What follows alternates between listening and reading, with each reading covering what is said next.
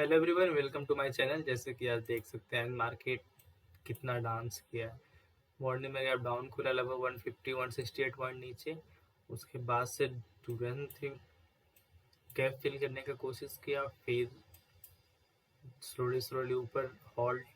यहाँ से ब्रेकआउट क्यों नहीं दे पाया? क्योंकि इसी तरीके से जैसे कि यहाँ पे 1:30 पे जैसे हॉल्ट किया है, ऐसे ही अगर मॉर्निंग में यहाँ पे 10 बजे 10:30 तक अगर होल्ड करता है यहाँ पे 5 मिनट या 50 मिनट कैंडल में, लगभग 2-3 कैंडल यहाँ पे बना के अगर होल्ड करता है तो आज 80% चांस था कि एक गैप को फिल कर देता।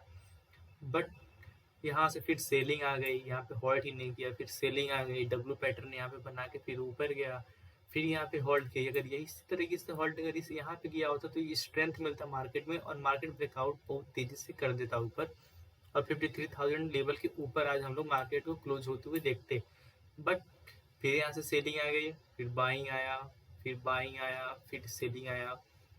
यानी कि लगभग क्लियर ट्रेंड नहीं था, बट हाँ स्कैल्पिंग के लिए ट्रेड था। जैसे कि मॉर्निंग में देख सकते हैं हम लोग ट्रेड कहाँ पे मिलता था, इधर पे कहीं पे होल्ड करता, ब्रेकआउट करता, तब एक ट्रेड मिलता है। यहाँ पे नीचे आया तो नीचे कोई यहाँ तक प्रिडिक्ट नहीं कर पा रहा था कि यहाँ तक मार्केट आ जाएगा, बट मार्केट आज स्लोली स्लोली धीरे धीरे नीचे गिरा। यहाँ पे डब्लू पैटर्न बनाया, यहाँ पे 52,200 के लेवल के आसपास, 200 के लेवल के आसपास। यहाँ पे एक small C pull back setup, जैसे कि पुल बैक सेटअप था। यहाँ पे देख सकते हैं, यहाँ पे छोटा सा कैंडल, इतना सा स्टॉप लॉस लेके हम लोग काम कर सकते थे। कंफर्मेशन कैसे था? यहाँ पे देखिए, बॉट एक पहले तो एक डब्लू पैटर्न था, डब्लू पैटर्न कंफर्म कर रहा था, ऊपर से छोटा सा पुल बैक, छोटा सा स्टॉप लॉस लेके हम लोग काम कर सकते थे। पहला ट्रेड ये ले सकते थे हम लोग। इसमें देख सकते हैं हम लोग यहाँ पे होल्ड किया है लगभग 1 घंटा, चार चार, यानी कि यहाँ पे देख सकते हैं 1 2 3 4 कैंडल लगभग है। तो यहाँ पे लगभग 1 घंटा होल्ड किया है। यहाँ पे यहाँ से शार्प सेलिंग थी, यहाँ पे होल्ड किया है 52,500 के पहले, थोड़ा सा यहाँ पे होल्ड किया है, फिर यहाँ से ब्रेकआउट दिया। ब्रेकआउट कैसे हम लोग कंफर्म कर सकते हैं कि कैसे कौन सा ब्रेकआउट ज़्यादा टाइम तक चलने वाला है? जैसे कि यहाँ पे देख सकते हैं, जैसे लग रहा है कि मैं नहीं ब्रेक करने वाला हूँ, ये कह रहा है। जैसे कि यहाँ पे देखिए विक्स नीचे तक आ गया, यानी कि जैसे लग रहा है कि फास्ट ब्रेकआउट हो गया। ए एम पैटर्न, जैसे कि यहाँ पे ऐसे ऐसे जैसे लग रहा था कि एम पैटर्न बन गया, बट शार्प बाइंग आया है। यहाँ पे शार्प बाइंग आया है। यहाँ पे जैसे विक्स हम लोग देख सकते हैं, विक्स यहाँ पे पीछे नीचे तक आ गया है, शार्प बाइंग आया और मार्केट ऊपर तक गया। दूसरा ट्रेड यहाँ पे था, पहला ट्रेड पुल बैक पे था, दूसरा ट्रेड यहाँ पे था। जैसे कि वीकनेस शो करके फिर से स्ट्रेंथ दे करके तीसरा ट्रेड यहाँ पे था, तो ब्रेकआउट किया। ब्रेकआउट करने के बाद यहाँ से इसको लगभग 52,800 के ऊपर निकल जाना चाहिए था, बट ये नहीं निकल पाए। तो कल के मार्केट में क्या हो सकता है? अगर फ्लैट खुलता है, मार्केट फ्लैट खुलता है और फिर से ब्रेक करने की कोशिश करता है, तो 52,700 को लेवल को ब्रेक करते ही हम लोग टारगेट रख सकते हैं 53,000 तक का। एनीथिंग फ्लैट खुल के अगर नीचे जाता है तो नीचे कुछ खास ट्रेड नहीं मिलेगा जब तक कि 52,400 300 लेवल, ये सब बाइंग जोन है।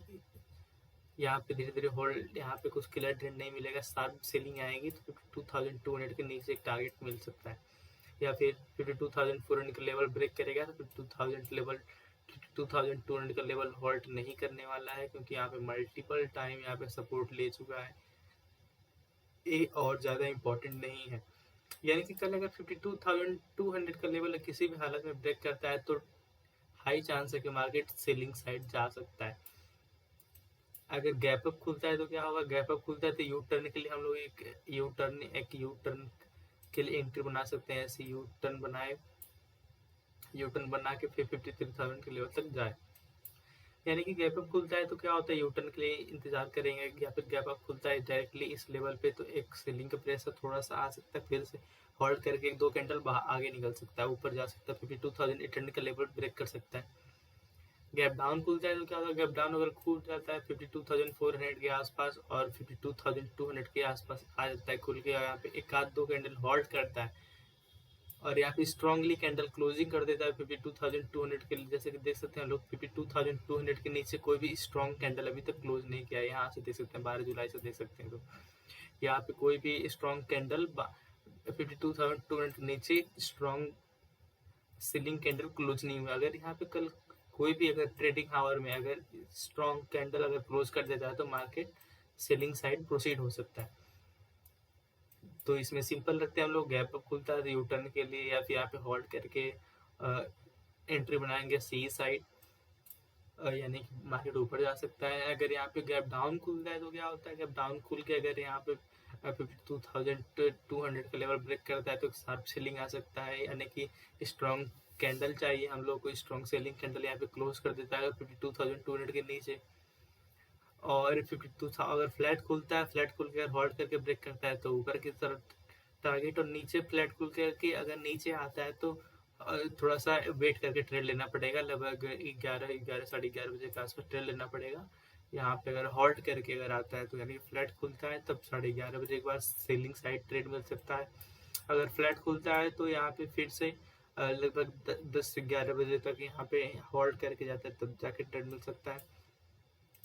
लेकिन निफ्टी क्या हुआ, निफ्टी स्ट्रॉन्ग ट्रेंड था, जैसे कि यहाँ पे इस तरीके से ब्रेकआउट कर 12:45 पे देख सकते हैं हम लोग, 12:45 पे ये ऊपर जाने के लिए रेडी हो गया था और अपना ऑल टाइम हाई रेजिस्टेंस को ब्रेक कर रहा था।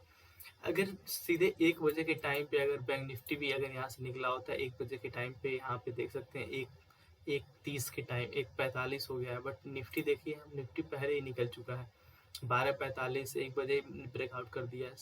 अगर ये दोनों सिंक में होता 12:45 यहाँ भी फिर भी होता तो बहुत तेज, दोनों सिंक में थे, दोनों ब्रेकआउट, अब तब बैंक निफ्टी में ज़्यादा स्ट्रेंथ दिखता। निफ्टी में हम लोग सिंपल रखते हैं, निफ्टी में कुछ भी अगर गैप डाउन खुलता है तो 24,500 टू लेके, सॉरी 25,700 से लेके, या फिर जहाँ से ब्रेकआउट दिया है इस लेवल से 24,600 से लेके 800 के बीच में होल्ड कर सकता है। गैप डाउन खुलता है तो फ्लैट खोल के अगर इसको ब्रेकआउट करता है तो थोड़ा सा टारगेट रख सकते हैं 24,900 तक, उससे ज़्यादा नहीं रख सकते हैं, या फिर जैसे प्राइजेक्शन बनेगा उसके हिसाब से ट्रेड ले सकते हैं। यानी कि गैप डाउन खुलता है तो यहाँ पे होल्ड कर सकता है 24,600 से लेवल से लेके 24,800 के बीच में।